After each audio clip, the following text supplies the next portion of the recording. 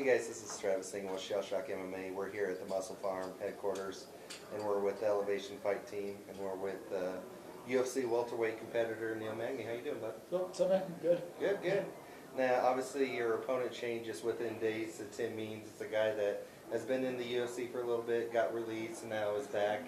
And he's pretty much a well-known striker, so he's got the knockout power and everything like that. Obviously, with your last win, it looks like you're in kind of a good shape. Somebody that actually will stand and trade with you instead of kind of go for the takedown in the last third round with somebody you faced a couple fights ago. So what's some of the things that you're looking for? Sure. I mean, it kind of sucks having an opponent switch midway through camp, but one of the things that my coaches have me working on is not necessarily training to my opponent, but training to be my best in every aspect. So I'm constantly working on my striking, working my wrestling, working my jiu-jitsu, just trying to become a better overall fighter. So the fact that my opponent switch doesn't affect me too much, just a matter of me applying a different game plan to him and just getting a job done for a win. Yeah, now your last opponent against Gaston, you had huge praise by Joe Rogan and everybody as far as, you know, your reach and your jabs and everything, and basically picking your fighter apart. What was kind of the switch, and seemed like you were kind of hesitant against Seth in the first round, and then you kind of stepped it up in the second and third, Sure. and then this last fight, you just put on a hell of a show all 3 rounds. Yeah, it's one of those things, again, that my coaches just constantly remind me I need to do better.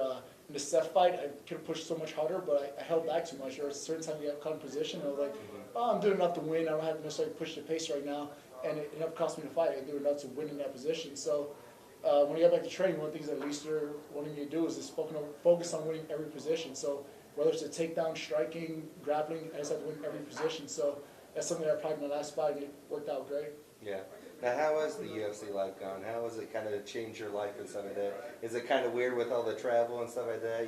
You still haven't, I don't think you've gone to the fanfare or anything yet, No. as of yet. So maybe you'll get to experience that in a couple months. But kind of what's kind of been, has people noticed you and stuff, especially going to the arena and stuff a lot more often? Yeah, it's pretty cool when you like come home to your hotel room and there's people waiting outside your door, waiting in line to get an autograph or a picture with you.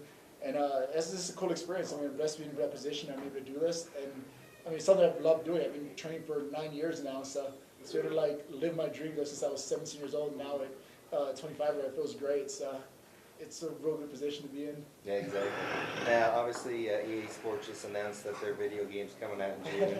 Have you done any screenshots, or do you know if you're going to be in the game? Yeah, I think I need a few more fights from in the video game. I mean. Okay. Now, the longest reach in welterweight history doesn't get in the game. You got to make it happen. Yeah.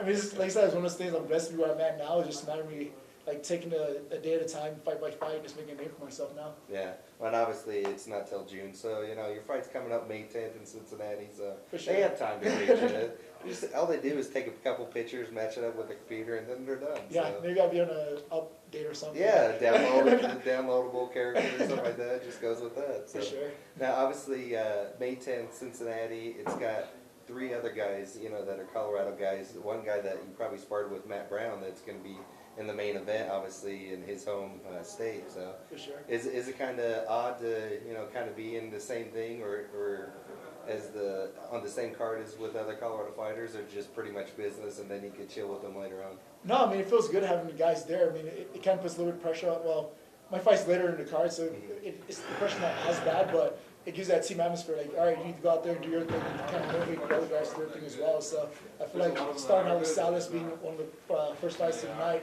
he'll go out there and do great, and I'll motivate the next guy to do even better. So it's kind of cool having teammates find the same cards. I know when I fought with Brendan Shaw on the same card, it was kind of motivating. Like, I didn't want to go back to the locker room and like be a sorry loser or whatever. Yeah, so like, no, I need to come back a winner and like make him feel good and make him feel positive about his fight or whatever. So it kind of gives you a positive atmosphere when you're back there warming up. Yeah. Now, obviously, who's some of the sponsors and stuff that kind of helped you along the way in getting you ready for this fight? Oh man, Accelerate's been backing me since my first UFC fight. Care Reps does a great job of giving me sponsorships. Bose Camero's been a huge sponsor of mine. Action Sports Medicine helps me stay healthy between fight camps. I mean, Yeah, they have a lot of guys, too. Yeah, this is a great tool to have. I mean, everyone gets banged up every now and again through training, so having a guy like Dr. Ben that seems like, hey, come on in, I'll work on your day and help you out, it's a great tool to have. Now, obviously, it's been a pleasure to have you, you know, be with me in these last couple of interviews and just kind of coming from the Ultimate Fighter guy from Chicago, going into Colorado and stuff, and kind of living and surviving here. So we appreciate your time and good luck on May 10th, bro. Cool, awesome, thank you. Bud.